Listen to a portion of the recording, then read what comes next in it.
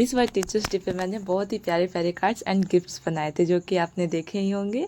अगर आप इस चैनल पर नए हैं तो चैनल को सब्सक्राइब कर लें एंड वीडियो को लाइक कर दें। तो चलिए एक एक करके मैं आपको दिखाती हूँ। आपको कौन सा सबसे ज़्यादा अच्छा लगा कमेंट में जरूर बताइएगा।